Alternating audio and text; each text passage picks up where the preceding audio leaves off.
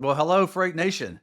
I hope wherever you are out on the highways and byways, you're having a great day. Thank you so much for moving the freight that goes around America and makes my life and my guest's life a whole lot better. We appreciate the trucking industry, especially at Truckstop. This is why we started this podcast, Freight Nation, a trucking podcast by Truckstop.com. So we're so happy to bring this to you every single time we bring out a new episode. So far, I think we've done over 30, which has been a super, super fun thing for me because I do love talking to people about their journey in transportation. And we've got so many really cool ones that we've talked about all across the board. And today is going to be no exception.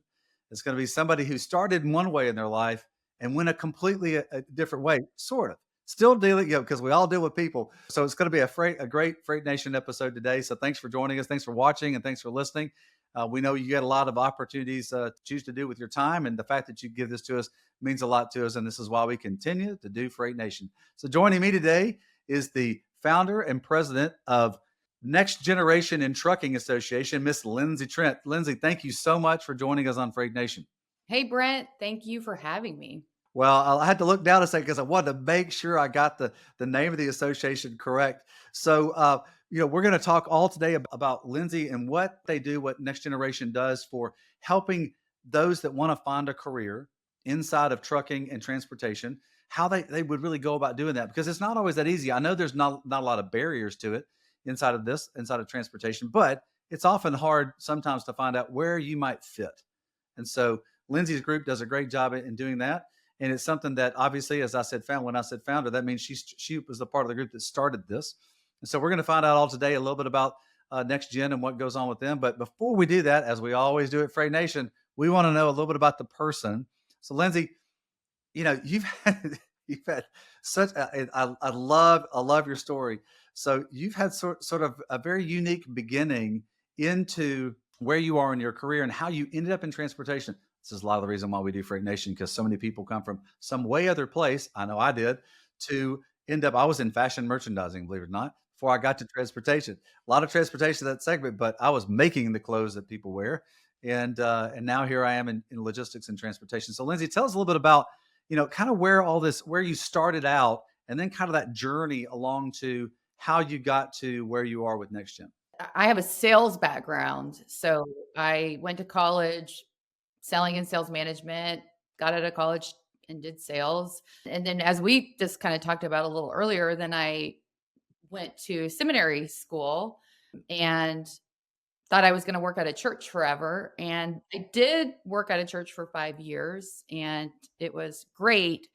But I wanted to get back into sales in a more 9 to 5 job, where I didn't have to work every weekend. And that's when I found this job for a driver staffing company.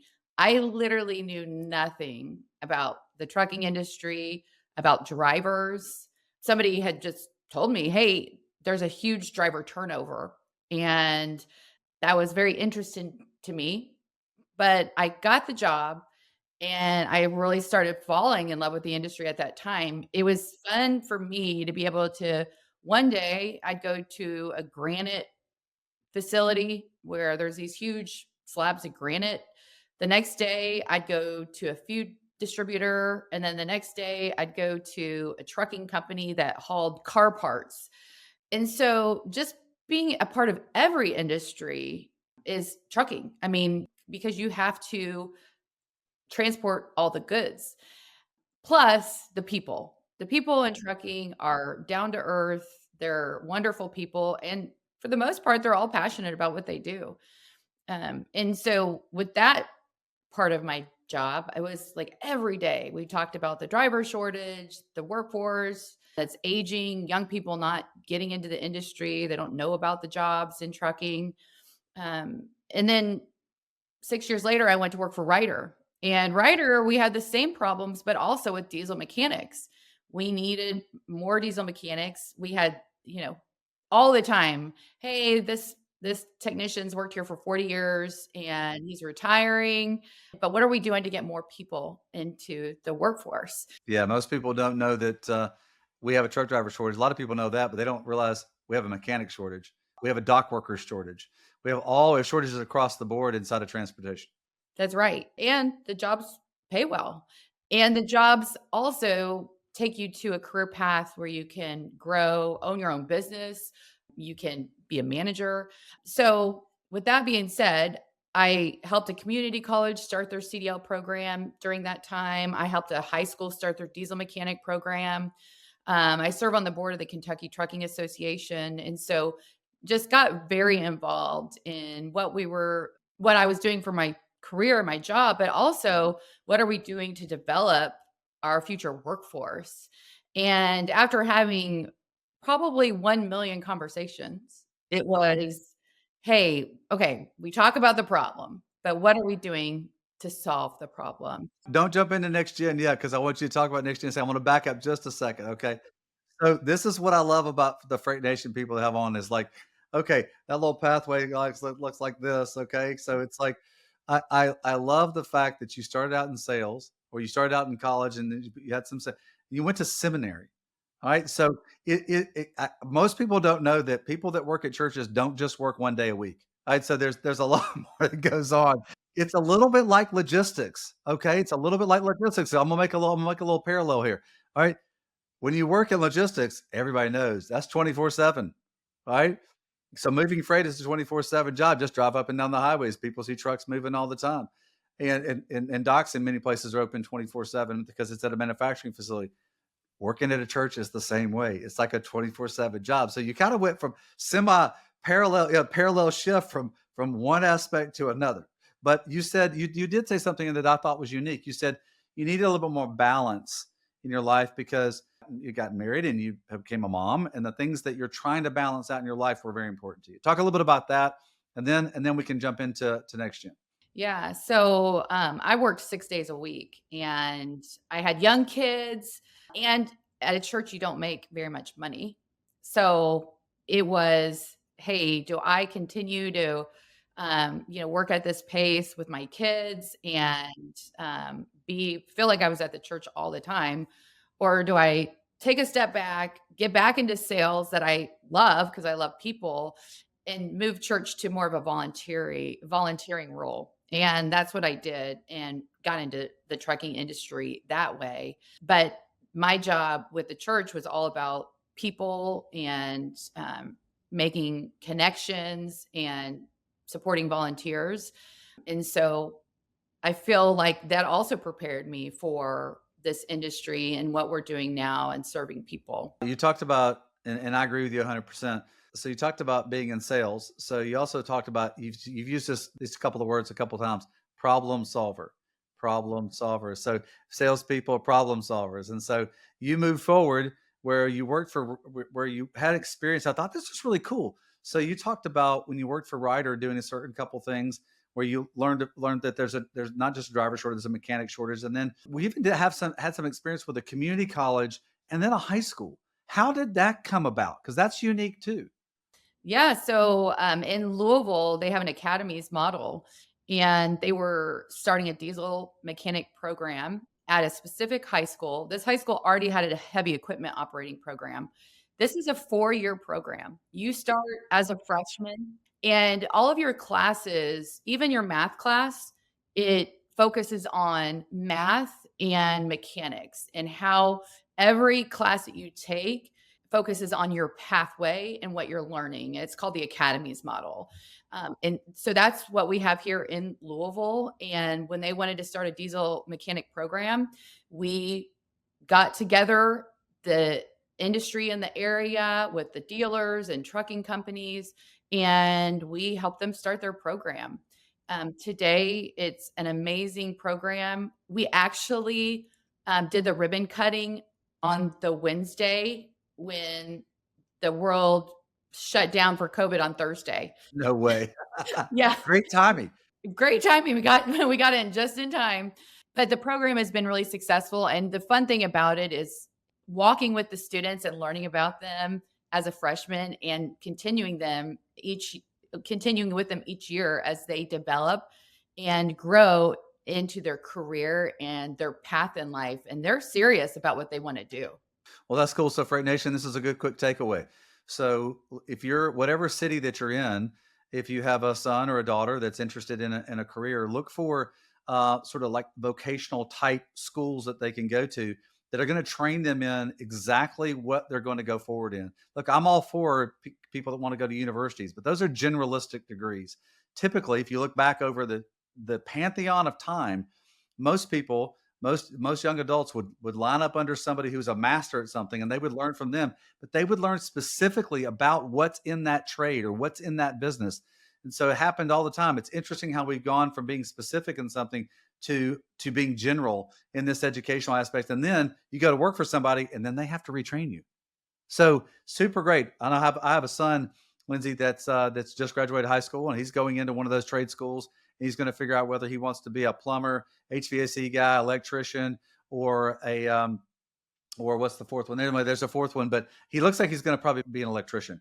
So, but then he loves that. So love it, absolutely love it. So all right, so you were looking at that aspect, and so this brought now you're a problem solver. It's one thing I love about that phrase, problem solver. So you started looking at going, okay, well, what am I going to do about it? So that got you to what you're to. I'm gonna let you introduce it. That got you to what you thought about this association thing. Like I got to do something about it. All right, so tell the Freight Nation watchers and listeners how this came about. Well, I was at a conference and somebody mentioned to me, "Hey, there's this guy. He started a high school trucking program." And I'm like, "Hey, there's a solution. There's an answer." And so I called this guy. His name's Dave Dine, and he's at Patterson High School in Patterson, California. And we started talking and dreaming up this idea about creating next gen and focusing on bridging the gap between industry and education and getting young people opportunities across the country to be trained in the trucking industry. And what we focus on now is four verticals. So supply chain management, diesel mechanics, driving, and warehousing and logistics.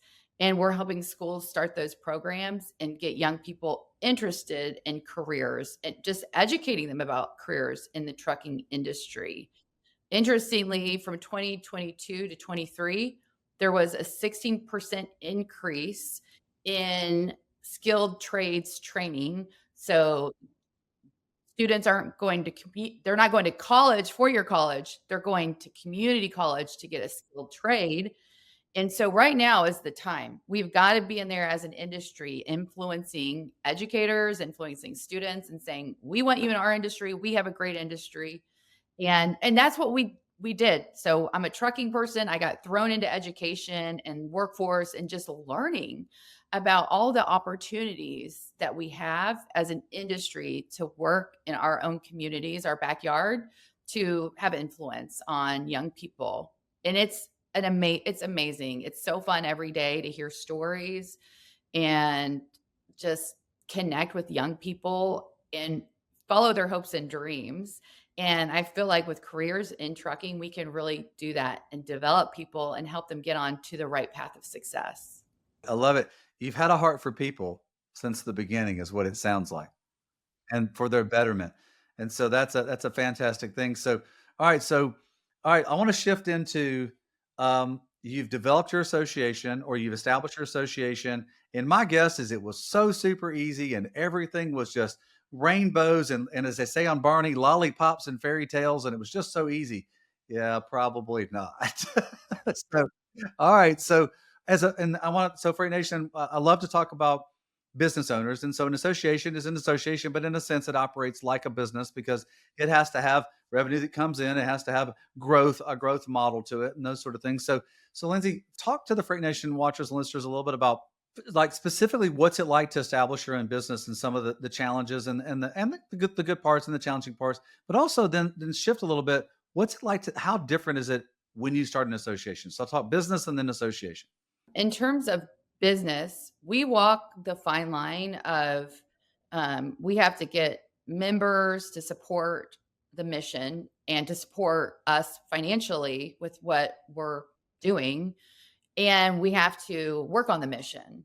So it's that fine line of not spending too much time on just getting members and then not working on the mission. Because the main thing, what we do is the mission. And so it's walking that fine line of making sure that we have enough income and revenue coming in to support the mission. And that's what we are all about. We are all about these young people. And so I literally went to the library and checked out a book, How Do You Start a Nonprofit Trade Wait a minute, there's still Association? libraries? I thought the internet replaced all the libraries. What There are you are, talking? there are. Where are those places? I know they're around. So I went and literally checked that out and then followed the steps. I mean, Google and we kind of talked about, having a balance of work-life balance, right? For a while, did not have work-life balance because I worked full time and I had to work every single Saturday to get the association off the ground. When you start a business, I hear you saying there's a lot of effort when you start anything. That is right. It's a big focus but you know that there's an end in sight. Or I mean, you have to make that end in sight, right? You have to find balance. Otherwise, your family is not going to appreciate what you're doing, right? And we talked about that. That's one of the most important things is your family. And so now I try to have balance. It's still hard, but it was focusing on creating this organization, getting buy-in from people, which means a ton of networking, a ton of storytelling, and getting people on our side to say, yeah, this is a problem. This is something we need to work on, and then partnering with us to do that. What's it like working with a co-founding partner, and are they directly involved? Are they on the sit on the outside? And this is something for you, Freight Nation. I mean, you start your own business, and you've got a partner, a co-founder is your partner. And so, I'm going to ask you to talk to the Freight Nation watchers and listeners, Lindsay, on first off, define it. What's your definition of co-founder? How are they involved in the business? And then, what is your communication with them, and how repetitive is it, and how open and honest is it, or how open and honest do you need to be with them? So talk a little bit about that because this is super important. Freight Nation, when you start any business, if it's anybody besides yourself, That is absolutely right, and I think you have to have the same values that align with that person, both business-wise and not, right?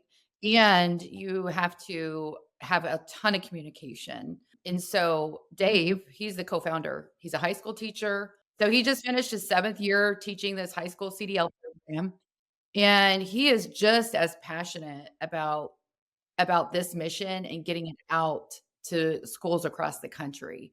So Dave and I work together very closely. We talk daily. And the funny thing is because it was during COVID, we talked every day for 2 years before we met in person. no way. Yeah. Yeah, so it was like, "Oh my gosh, I can't believe we're gonna get to actually meet here pretty soon in real life." And I mean, having that partner that just aligns with your values and mission and is just as passionate about what you wanna do and what you wanna accomplish is so important. And then we pulled in a board of directors that was also passionate about this mission and people who had supported Dave with his program and getting it up and running. So people that I knew that were super passionate about bringing on the next generation of professionals. And I mean, forming that board, like we launched and we were all volunteers. So for 6 months, we launched and we're just, working hard on the mission before I was able to go full time with the association. But before that, we had at least 2 years in the works of getting it up and running. My goodness, that's a lot of work. You're working a full-time job and working another full-time job.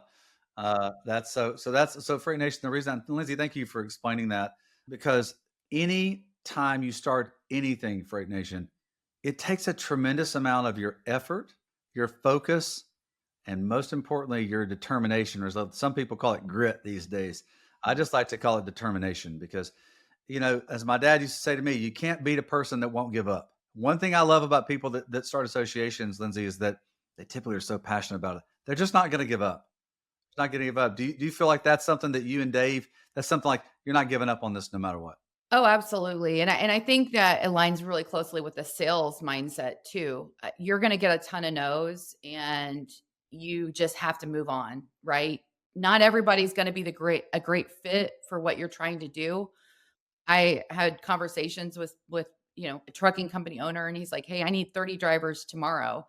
And I'm like, "Oh, step back. That's not what I do. We're trying to plant the seed So in 5, 10 years, you aren't going to have this problem. But I'm not an overnight solution. I'm how can we invest in the next generation to build up that workforce and to solve the problem at the core, right? That's what we're trying to do is solve it at the core. We're not an overnight fix. And so being okay to say, hey, we're not a good fit for you. And hearing no's and getting disappointed, but waking up the next day and saying, that's okay, moving on to the next.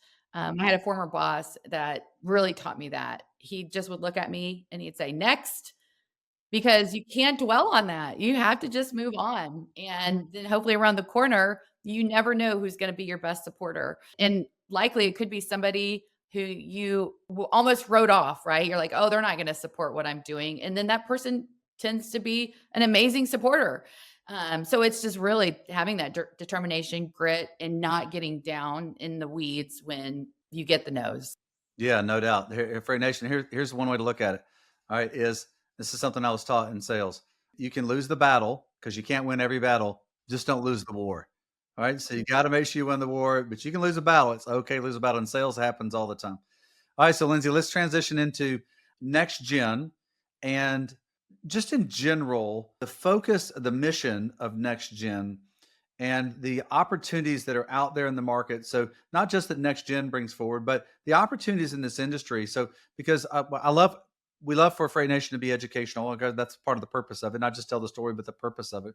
So in other words, to be educational as well. In other words, learning something through the process. So all right, so let's think about it. So we got this giant marketplace, and so your job is to help the industry or the nation know more about the opportunities that are in the four pillars. So talk about the four pillars again, and then just some anecdotal application into those where you see the opportunities and some of the challenges in all four of the segments. And I say those 4 segments because that's a huge focus of ours for high schools. But I mean, there's also engineers and data scientists and people who build trucks, right? So it's a real big focus on everything.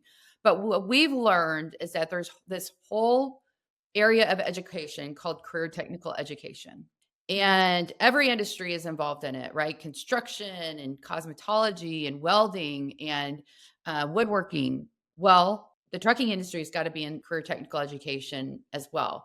So, what we're doing is helping schools develop programs in whatever makes the most sense in their community, whether it is, it's a port city. So, they want to create a trucking program that's got supply chain and logistics and trucking, or in a community where, hey, we need diesel mechanics and helping a high school start this program to build up the workforce. And so getting in this whole education world and workforce development is what we've done. But then it's also, working with student organizations like Future Farmers of America or Skills USA and promoting trucking as a positive career choice. One of our most fun events every year is the FFA National Convention. They had last year was 72,000. My goodness, I've always wanted to go to that event. Is it as fun as it sounds? It is. Come. You can come. You can come and be at our booth. So we have a large booth. We've got a driver simulator in our booth. We've got VR headsets where you can change the oil in a truck. Where'd you get a driver simulator? So one of our partners, Marvin Johnson, is an insurance broker and they're amazing. They believe in safety. And so they have a driver simulator for their customers. And we partner with them and they bring the driver simulator every year. We've got the national tank truck carriers. Their grand champion driver comes and works our booth every year, as well as a few other of their finalists. And then some of our members will come and talk to students. And we had a student last year who's 15 and he had just rebuilt a Peterbilt on his farm. I mean, these kids are incredible. So it's so fun just to engage with them and to promote careers in trucking. We'll always have an owner operator there. And we have students that say, I want to be an owner operator. I want to haul swine. And just to be able to talk to them about the opportunities. So that's what we do too, right? Is, hey, there's a career fair. Let's talk to these students about careers in the trucking industry and just different opportunities that they have. Yeah, no doubt. All right, so you're in the four segments. So say the four segments again, because I want to make sure the Freight Nation watchers and listeners can put this in their mind because the scope is really big. Just freight transportation in the United States is over $1 trillion. All right, so it's $1 trillion part of the United States. What we do in our country economically every year. It's giant. That's just transportation or freight. That's not mechanics. That's not supply chain. It's not everything else. So talk a little bit about the four, and then anything else that you might want to add that's kind of unique about those. So within the career technical education, there's 16 career clusters, and we fall under transportation, distribution, and logistics. Within that, there's diesel mechanics, there's warehousing and logistics. So that's kind of the forklift operating, and then supply chain and logistics included in that. And then there's CDL driving, getting your CDL, becoming a professional driver. And then there's another segment, supply chain management. That might fall under that career cluster, but it also might fall under business and marketing. Yeah. Well, it has every aspect in it. Yeah, those students are gonna go to college a lot of times and get that 4-year supply chain management degree, which, by the way, is a very valuable degree. I read an article just published, like, a month ago, and it talked about the 20 majors in college where you're not making any money out of, like, and then 10 years later, and I'm like, "You can get a job in trucking and make that right out of high school or go to college and not make as much money as you can make right out of high school in trucking." Yeah, for sure, and have no debt in the process. So to kind of give you an idea, because I am locked into a lot of supply chain schools at universities, the employment rate as a supply chain major is over 90%. It's huge. All right, so if you study mathematics on economics of employment, you want a career that has a 90% employment, because in the segment that you're going into, because if it has a 90% employment, you have an opportunity to be very financially sound in it and to grow your career. If it has anything less than 90, it struggles happen. So I know a lot of people want to be in this industry, a lot of young adults, and I got five of them. Want to be like gamers. Well, you want to know where there's almost no opportunity? It's in the gaming industry, even though it's super fascinating, and I get it. But or I want to be lo and behold, a social media influencer. Not many people make money being a social media. I realize it's super cool, but you have to apply your take. And I heard this statement. I love this. I'd love to get your take on this because I think you're going to like this. I heard somebody say, take your passion into your career. Don't just follow your passion, but take your passion into your career. What do you think about that? I mean, I love that. Absolutely. And we hope that we're building up a generation of passionate people. Jobs that so the supply chain attracts young people because young people, they wanna give back, they wanna make a difference. If we don't have trucks and the supply chain, we're not gonna get any of our goods. And so being able to sell that, if you're in a career that supports the supply chain, then you have a huge impact on our country. That's what these young people need to hear, and they wanna hear, and that there's lots of jobs, and those jobs can start out entry level, but there is so much room for growth. Where do you know of more business owners than being a professional driver? These owner operators, and then they can, buy more trucks. This generation is one of the most entrepreneurial generations that we've seen. And so we've got to also sell the fact that, hey, you want to be your own business owner? Come into trucking and you can be successful. I love the way you put that. This generation is more entrepreneurial than ever before. I gotta write that down and start to focus on that because that's super cool. So I want to talk about what's next because I know we got a few minutes left. I want to talk about what's next for next gen. And so what's next for you as far as what's the next sort of part you're building out? And then I want to ask you kind of a funny question right at the end because I think everybody wants to know the answer to this. So what's next for next gen and Lindsey Trent? Yeah, well, just to continue to grow the association and focus on the mission. We are trying to get a list of all the career fairs across the country. And what we want to do is connect our members to be able to go, hey, there's a school 10 miles down the road from you. They're having a career fair. There's going to be 2,000 students there. And can you take a truck? Can you promote jobs that you have? We also want to get more programs in high schools and make more connections with the community colleges. Our goal is to bridge the gap between industry and education, and we want more industry to start getting involved in education. All of these programs that I'm mentioning have an advisory board. And so they have to have 2 meetings a year, and it's a fun time to go get connected with students and to advise their program and to, hopefully, maybe even get employees. We're also trying to help companies see that there are work-based learning opportunities for them to get a 16-year-old, 17-year-old, 18-year-old to come and work for them. Right. And so we have so much on the horizon and so much we're continuing to do.